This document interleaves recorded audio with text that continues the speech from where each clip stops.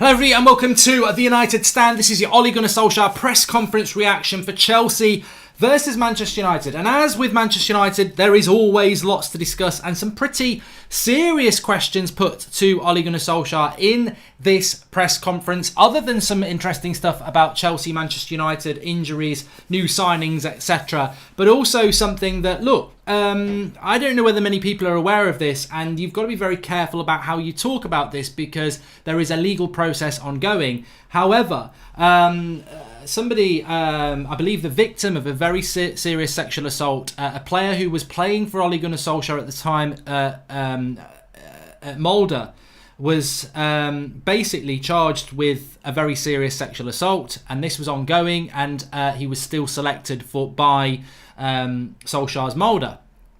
This player then absconded to Russia and then went to the Middle East, I think, and this case is still ongoing. The victim in that case has come out and said that Ole Gunnar Solskjaer is not fit to manage Manchester United, that if a taxi driver is charged with a serious sexual offence, they would be suspended. However, this player was allowed to keep playing. This was put to Ole Gunnar Solskjaer in the press conference, and Ole Gunnar Solskjaer, as have Manchester United said as well, that Ole Gunnar Solskjaer fully respected the legal process in Norway as Molde manager. It's an ongoing process, and he still respects that situation. And Ole Gunnar Solskjaer said himself today, it's going through the courts, and I respect that. I'm not saying anything further than that. Innocent till proven guilty. And look, this will either be solved very, very quickly, or it will hang over. I don't really understand why this has started to come on Ole now. He's been in the job for over a year. Is it something to do with bad results, or is it just timing? I don't really know where this has come from. I've seen it mentioned a little bit before, but it's a difficult one because there's not much more you can say other than the facts I've just given out there. We'll just have to see what happens with it. There is a legal process ongoing. Is it a moral question? Has he acted badly? I can't comment on it. The Telegraph have written an article on it. There's a lot of stuff out there. People will make their own minds up about it. But ultimately, it's just not what you want, is it? It's not what you want as Manchester United manager. You don't want those sort of questions hanging around you because it could turn into something that becomes a problem for Manchester United and Ole Gunnar Solskjaer. It could. It might not, but it could. We'll just have to wait and see. I don't really want to say anything further than that. But let's talk about the actual press conference and the game itself. I think, first of all, very important to get into what he said about the injury situation. Paul Pogba, we know. We spoke about that last night. Paul Pogba will not be back. And I will take some questions at the end. Paul Pogba not going to be back for Chelsea. We all know that. But neither will McTominay, Twansebi or Fosu Mensah. All of these players were on the tour, were on the winter break in Marbella, and they did get involved, but Ole's basically said they weren't involved enough. They won't be involved against Chelsea. So pretty much, as I said in the preview last night, we're going to go into this game with pretty much the same team as that we did against Wolves.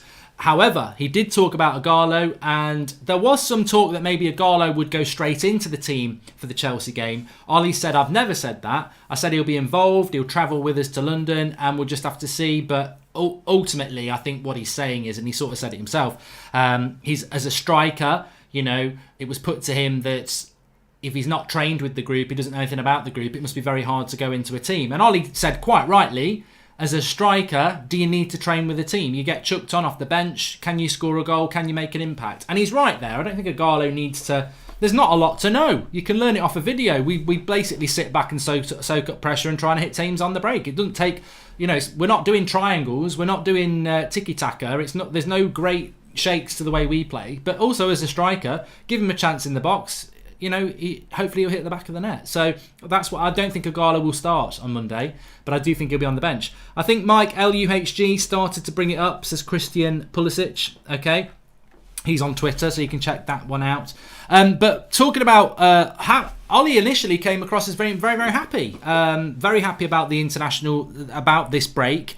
Basically saying that we it's given us an opportunity to... he also spoke about Fred as well. I'm just looking at some of my notes. That I think that's really interesting. I want to talk about that next. But he said the rest will be beneficial. The quality of football will improve. And it's a good opportunity. It's a good thing by the Premier League to bring this break in. And it's now for the boys to respond and show their freshness. So, look, that's quite a big statement, isn't it? The quality of football is going to improve. The break is going to do us some good. Really big statements from Ollie, but I think he has to make those big statements. I think he's got to make those big statements now. And the funny thing is, I wrote the thumbnail before I heard the press conference, and I think it's something like things will get better. And I like the fact that Solskjaer's come out and said that, because he could come out and go, oh, we've got some difficult games. Wherever you're going with this, Ole Gunnar Solskjaer's got between now and May to save his job. His job may not be saved anyway, but he has got that opportunity. We've got to come out better. We've had this little break. Everyone's had this little break. We've got to come out now, and we've got to come out and do it. We've got to come out and achieve. We've got to come out and respond. We've got to come out and get results. That's what we have to do between now and May. So Ole Gunnar Solskjaer saying you'll see a better quality of football now, a freshness. Good, because we do need to see those things, and my eyes are open to see that. So I'm pleased about that. Just to touch on Igala quick before we go to the Fred comments. Remember the Fred comments about the vanity in the dressing room, the lack of togetherness. He was asked a question about that directly, which I'd sort of moved on from, so I'm glad that he was asked about that. So we'll talk about that. But he said about Igalo, he was asked a question about the critics for Igalo, who basically say, why have you gone for a 30-year-old player who even 4 years ago was never considered to be a Manchester United quality player, not a top 6 player, but 4 years later, having played in China, he's now going to be leading the line for Manchester United. What do you say to those critics? And I think that I'm positive about Igalo because he comes across as a nice guy. He supports the club. You want him to do well. But when you strip it down to the bare bones, that is very accurate, isn't it? Why are Manchester United going for a 30-year-old who at 26, when he was in the Premier League, we never considered signing because we never thought he was good enough? And here we are 4 years later, when he's been in the Chinese league, suddenly he's good enough. And I thought the way Ollie answered this was quite good. He said, look, the injury to Marcus Rashford has basically caused this. There was an opportunity to go and get him and to get him in to help the club. He's the top scorer at the African Nations last year. He can come in and he can come and help us. And I thought that the way Solskjaer answered that, to be fair, I thought was really good because he could, and we know Ollie in the past has sort of over-egged the pudding. He could have said, what are you talking about with his chest? He could have said, Igalo, most teams would want him in the Premier League. He can get you goals. He's the right sort of player. He's got leadership. He's got experience. People would be bending over backwards to get a player like this. He could have said that and he would have been ridiculed. The memes would have been out already. But what he actually said was the injury to Rashford caused the problem and we've brought somebody in who can come and do a job for us. And that is fair from Solskjaer because he's not saying this is the signing I want. He's not saying this is going to solve all our problems. He's saying that it's somebody who has a level of experience, who is basically better than nothing. And we all hope Igalo's going to do well. We all do. But I liked the fact that Ollie didn't go sensationally, this is brilliant, this is great, this is the best signing ever. It was very much about we needed somebody to come in and he can come in and help us. And I think that's right. But as I said many times, I agree with what Gary Neville said, that we've had so long to replace Lukaku, we shouldn't have been waiting to the last 6 hours of the transfer window. But we did, we got somebody, he's better than nothing. And let's hope he can do well. Can a few days in Spain really turn our season around, given all the evidence to the contrary to date and the exact same squad versus Wolves bar Igalo, says Josh Sutton. If I was Chelsea and I knew there's no McTominay, there's no Pogba, I would be like, we've got to win that midfield battle and we should be winning this game. But Chelsea are so inconsistent. What we're hoping for on Monday is an inconsistent Chelsea performance and an opportunity. United need to get some momentum. You're right. You're absolutely right. A break in the sun is not going to suddenly make us play the best football that we can play. We need a break. We need a little bit of momentum. We need a little bit of luck. And it's very interesting because we've got a very, very big week coming up. And I was talking to Flex earlier and we were talking about the Club Bruges trip, the trip to Bruges. And I said to Flex, you know what? Really, really, really ignorant of me. I thought Bruges were shit. I really thought they were a bad side. Look at their Champions League results. They came third in their group and it had Galatasaray, PSG and Real Madrid in it. So they came third, so they drop into the Europa League. They didn't get beat by Galatasaray. I think they drew both games. They drew in Madrid at the Bernabeu, and they got beat by PSG, and Real Madrid beat them at their place. But they're not terrible. They're not a terrible team. They're not an easy game. We should win it, but they're not a walk in the park by any means. Chelsea, Watford's not a walk in the park in between the Bruges games. Then you've got Everton, that's not a walk in the park. Man City, Derby, Spurs, and hopefully another Europa League round. So we haven't got easy games. So what we need against Chelsea is Chelsea to just offer up a West Ham or a Bournemouth where they lost at Stamford Bridge, and for us to get some momentum from it. If Chelsea play as well as they can, and we play as well as we can, I think we're missing too many good players to get a result. But I think that if we beat Chelsea on Monday, it will give this squad momentum that then when the players like McTominay and Pogba come back into a team that's confident, will get better and better. If we lose, and we lose badly on Monday, I can see things getting worse. So it's a massive game. It's a massive game. And Ole Gunnar Solskjaer was asked about that. He said, is this game pretty much pivotal to the top four? And he said, look, 3 points are very, very important. We've got to try and win, and we've got to kick on from there. 3 point gap can be a 9 point gap. It's 6 at the moment. We can close it to 3 with a win. It could become 9 if we lose. I think this game, and we always say this, we always do say this, we need to win this game. Every game's a cup final, but genuinely this is. Top 4 is still possible as of Valentine's Day today.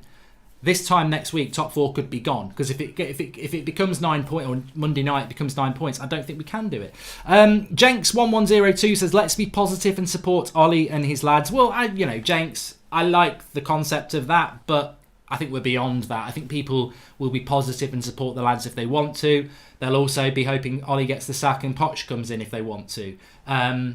There's enough evidence for people to do what they want to do. I don't think you can say get behind the team and get behind Ollie. What I can say, which I think we all would agree with, is I hope we win on Monday, and I hope we get Champions League football, because that is best for Manchester United. We want to win games of football. That's what I'm happy to get behind. I'm happy to get behind Manchester United because I support them. Getting behind players that have let us down, getting behind a manager that's not really doing particularly well, that's an individual choice for people.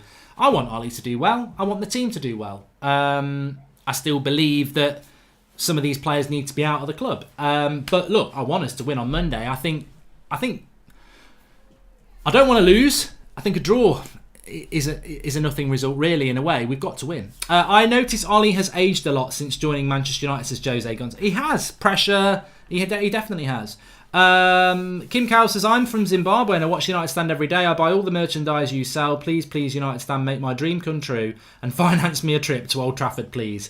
Well, I know how much merch we sell. It's not that much, so I doubt you do buy it all, to be honest with you. But start a GoFundMe and put the link in the video description.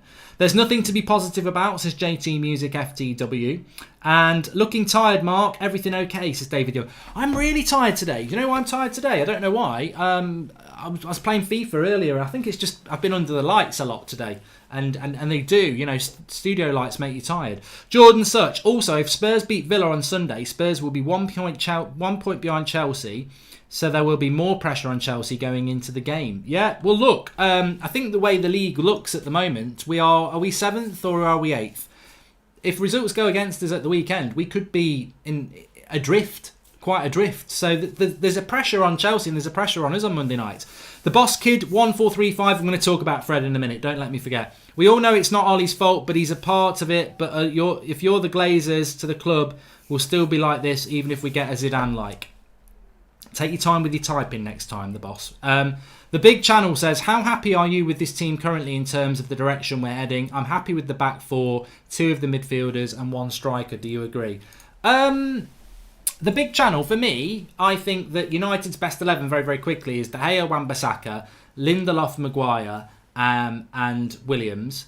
I like Shaw as a backup, and I think Twansibi can come into the centre-back position, but that's speculation at the moment. The midfield 3, to me, should be Fred, Pogba and Fernandes, when everyone's fit. And the front 3 should be Rashford, Martial and I would go Greenwood when everyone's fit, because I think Greenwood can play from the start if he's got Pogba, Fernandes, Rashford, Martial, Wan-Bissaka around him. I think the problem with playing Greenwood at the moment is the crap that's around him. So We still need to add 2 or 3 players into that though, but we have got a good team when we can get everybody fit. But there's so much. Look, let me bring this in. So on this break, Fred said that there's vanity in the dressing room, there's a lack of togetherness, and we need to improve our creativity. Things that people all agree with, right? Ole Gunnar Solskjaer was asked this. He said that Fred has come out and said that there's a lack of sticking together mentality in that team. Ollie said, we do stick together. I don't really know what Fred's on about. I don't understand what he's saying, but I've got no issue with Fred and no issue with the group sticking together. It was sort of a non-answer in many ways, because Fred did say more than that. He said, we lack sticking together, there's vanity, and we lack creativity. So Fred said those things. We applauded him for it. And Ollie comes out and says, well, he's wrong. Trust me, these lads do stick together. But Ollie, we watch the match as much as you do.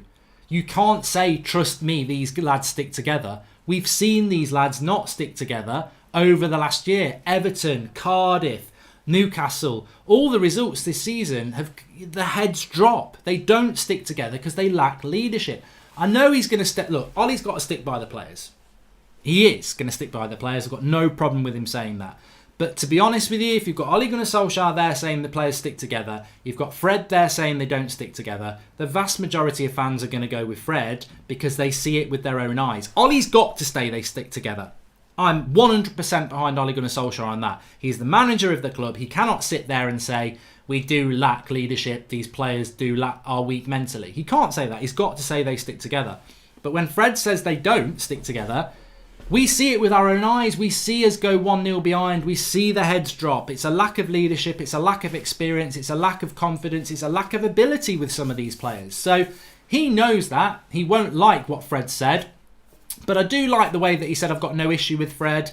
Because actually he does have an issue with Fred. Because he doesn't understand why Fred would say something like that publicly. In fact, he started to say, I haven't even seen what he said. And then he said, well, I did see it in his kitchen. I don't really know what he's on about. But yeah, look, Solskjaer's got to stick by his players there, but Fred has probably caused Manchester. In fairness, Fred has caused Solskjaer and United a few embarrassment moments there, because you don't want your player saying that. As fans, we loved it because we're like, wow, a player telling the truth about the real issues at the club that we talk about all the time. And Fred basically echoed everything that a lot of you say. But Solskjaer's got to come out. He's not back in the Glazers. He's not a puppet. He's the manager of Manchester United Football Club. He's got to come out and refute that and say it's not true. But fair play, it was asked of him. Jordan Such says, unlike Chelsea, we have Europa and it might benefit us even if we lose on Monday. Then we can just go all out to win the Europa. I've spoke about this before, Jordan. I don't think... All I'll say about that is, if we lose to Chelsea on Monday, we're 9 points off top 4, it's gone.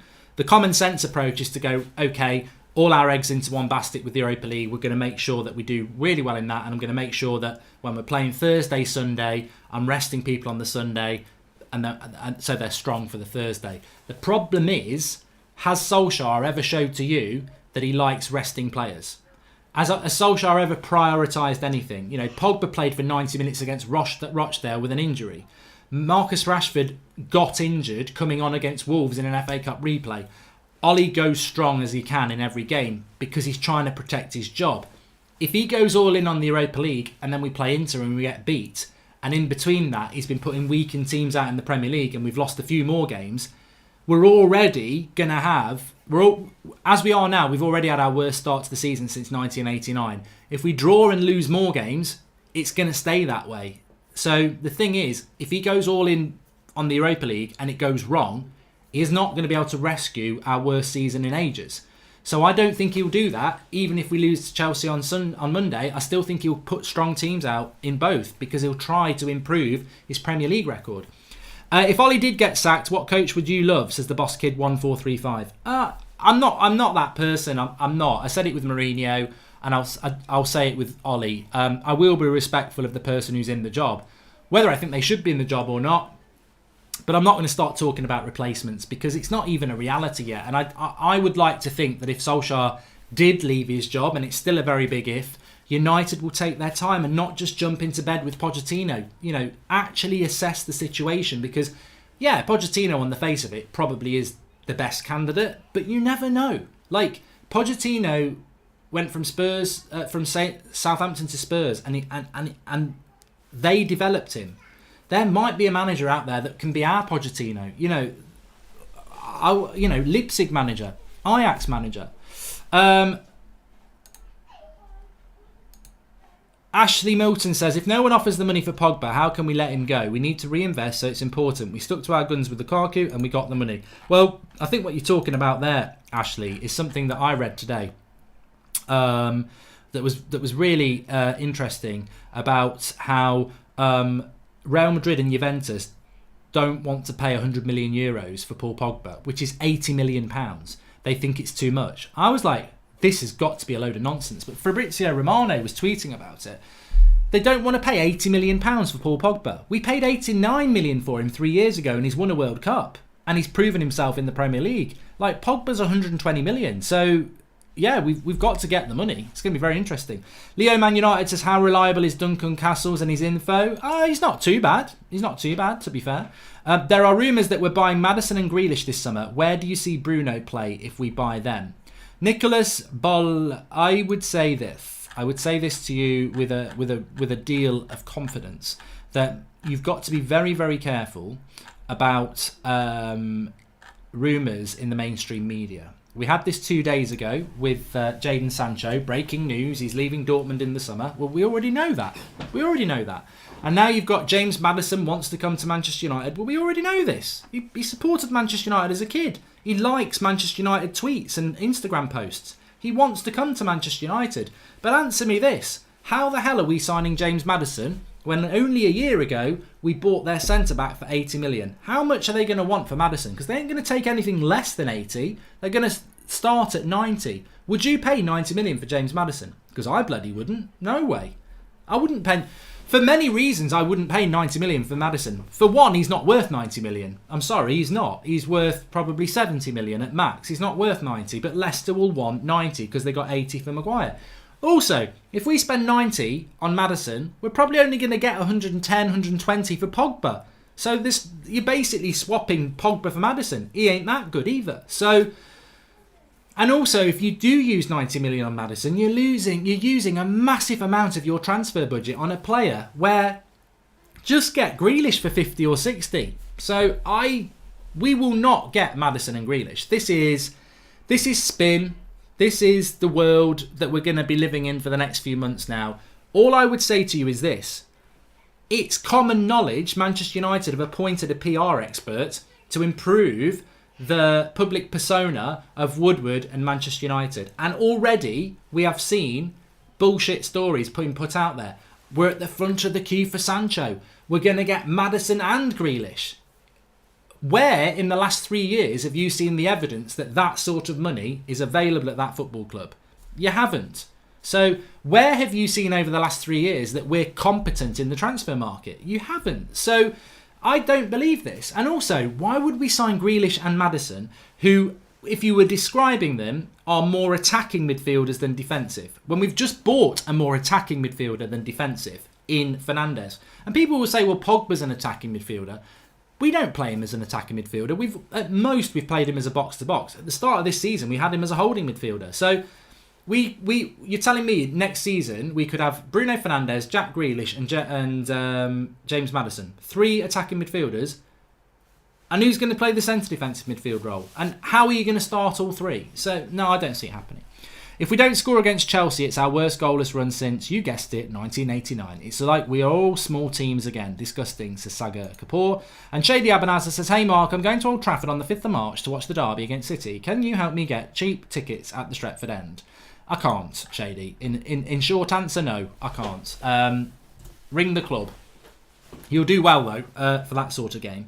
So Mark, Maddison and Grealish are overrated English players, says Zayn Miassi. I don't think they're overrated. I'm just talking about the likelihood of Manchester United signing both of those players. And I agree with George K. Johnny, that I would rather get Ndidi instead of Maddison. I would rather get Ndidi and Grealish than Maddison and Grealish every day of the week, because that is the sort of player that we need.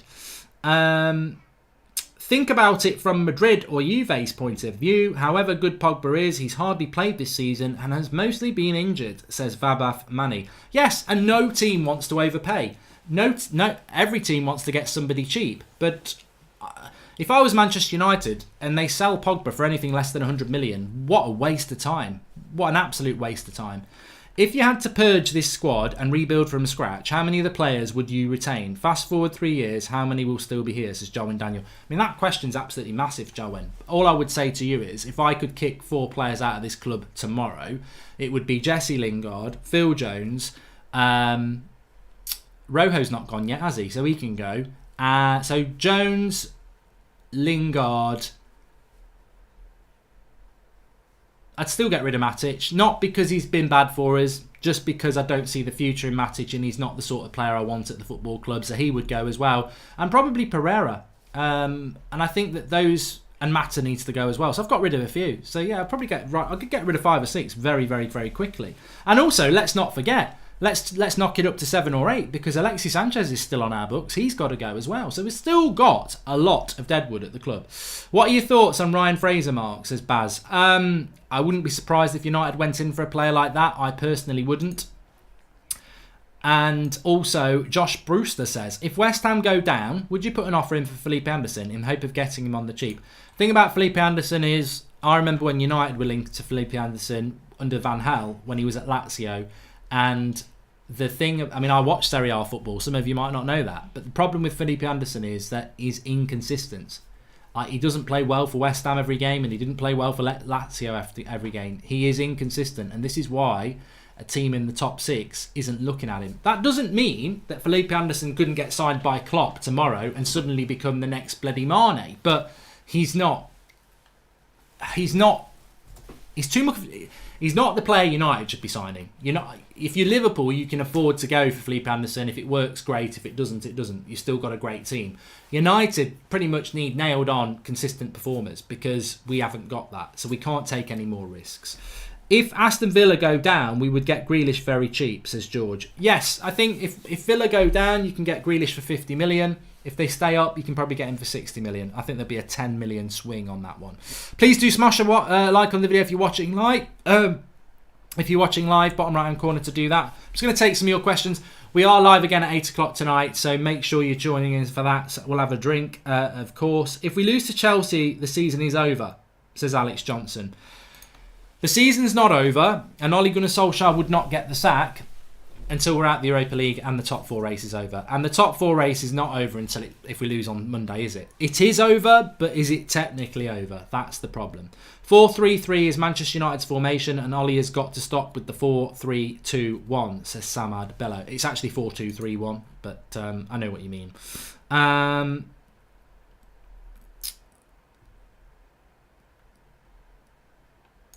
Let me just get rid of this idiot. Okay. Let me just see here. What are your thoughts on swapping Pogba for Rabiot plus 150 million? Says Hazib Razzle. Well, I'd do that because 150 million is more than we'll probably get for Pogba. So you may as well have a player and more than you're going to get. Who would you prefer out of Grealish and Maddison? Well, tell us in the live comments. I've always said Maddison's the better player, and I'm not going to change my mind on that. But what's better for Manchester United? I'm starting to lean towards Grealish for a couple of reasons, really. One, he'll be cheaper, which doesn't normally bother me, but I know United don't have a limited budget, an unlimited budget. So the 40 million you'd save on Grealish could go towards somebody else. And I think Grealish has got a bit more grit in his history. Championship, playing in a relegation side in the Premier League and still having stats as good as Maddison. I think Grealish probably ticks the boxes better, but I do think that Maddison's the better player. So, yeah. Would Sancho and Koulibaly make us serious contenders, says Ben Trailer? I don't think so. I think that United lack a holding midfielder. So I think that would make a big difference to us. A few people saying Ndidi, and I think they're right.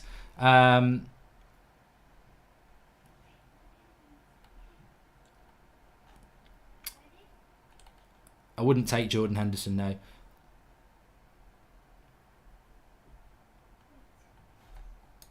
Josh Sutton says, do Premier League clubs train their managers in press and media etiquette? I feel like Ollie just says what jumps in his head or just doesn't think out his responses. I just don't think Ollie... I mean, it's a good point, Josh. You've got to remember, Ole Gunnar Solskjaer is very inexperienced for a start. He's only managed Cardiff and Mulder. And Manchester United's one of the biggest clubs in the world. And you don't get a hell of a lot of support. Mourinho said this, there was nobody around. I had to do it on my own. And Mourinho is well trained in this sort of thing and experienced. Ollie's lacks experience, and I think that comes across in press conferences as well. But I do also wonder if he actually is getting any help, because sometimes he ties himself in knots. You can't script a press conference or a post-match interview, because the game ends and within 15 minutes you've got somebody sticking a microphone in your mouth. So you can't prep for that in that 15 minutes. And I think Ollie sometimes wanders into areas where he comes out with silly comments. We've heard those. If he was doing well and he was successful, I think he would get better. But at the moment, he's under pressure, isn't he? And that inexperience does stand out. I mean, as I said at the start, those questions about the criminal case in Norway, that was uncomfortable for him. And I can tell you what, he will have been briefed to say, it's an ongoing criminal investigation. I don't want to talk about it. But it still didn't come across that confident, did it? Because, as I say, I think he's an inexperienced coach, and he is having to front up to the world's media at one of the biggest clubs in the world. Why are you so worried about two number 8s in Bruno and Maddison, Grealish? Aren't we too defensive already? Orlando, England. No, I didn't say 2. I said 3. People were saying we're going to sign Grealish and Maddison, and I said, well, then what with Bruno Fernandes as well? You've got 3. We'll never do that. We won't do that. I think we'll bring one in. I think it's highly likely we'll bring Grealish or Maddison in. I think it's highly unlikely we'll bring both of them in. I'd love Thomas Partey to come to the club, Prita Duza. I mean, look, I can do this. I can do this right now. If I was Manchester United and I was the manager of Manchester United and I had 3 positions to bring players in, I would probably bring in a CDM, a right winger and an attacker, and then if Pogba leaves, you replace Pogba. I'm not going to say, if Ed Woodward says to me, you've got 3 players to bring in, who are you going to bring in? I will bring in a CDM, a right wing and an attacker. And everyone's going to go, well, we need an attacker because of Pogba. But no, I don't know Pogba's being sold. I'd be saying to Woodward, I want a CDM, right winger and an attacker. And then when Woodward says, I'm selling Pogba, I'd say, well, I want a replacement for Pogba as well. That's 4 signings. What will actually happen is, I think we'll get an attacking midfielder to replace Pogba, we'll get a right winger and we'll get an attacker, and we still won't get the CDM that we needed last summer. I think Pochettino will be Manchester United manager or Manchester City manager next. Who do you think? Says Samed Ballo. I think that Pochettino could be the next manager of Manchester City, yes. And I think that's why any Manchester United fan has to think long and hard. You don't really have an influence unless everybody turns up at Old Trafford and says, Ollie out, we want Poch. You don't really have an influence on who the next manager is going to be. If you did, we wouldn't have had the managers that we've had. I think mistakes have been made. But I don't think we should for 1 second not think that if Pep walked away from Man City may consider Pochettino. Of course they would. So we could have got Pochettino last summer. We gave Ollie the job. We can definitely get him this summer. We may well stick with Ollie. I don't think we'll get a third bite at the cherry with Pochettino. So if the club want him, they better go and get him this time, because I don't think you'll get a better opportunity, and he could well end up going to another club. Don't you think Ndidi should be bought to Old Trafford, says Shadunk? Yes, I do. I think it'd be a very good signing for Manchester United. But I don't necessarily think we're going to do it, if I'm honest with you. Anyway, look, that's your Ole Gunnar Solskjaer press conference reaction. Very interesting one, as per usual. Make sure you smash a like on the video. I will be live at 8 o'clock tonight for anybody who wants to join me. It is Valentine's Day night, but I love you. You love me. So we will do the 8 o'clock show as normal. I'm sure some of you, hopefully, will be out or having a meal with your loved ones, and so you should. But if you want to watch me at 8 o'clock, you can do. I'll raise a glass to you. We'll have a beans on toast or something like that for dinner. But thanks for watching. I'm actually doing mine tomorrow night. That's why I'm not doing anything. But thanks everyone for watching, and I'll speak to you all soon.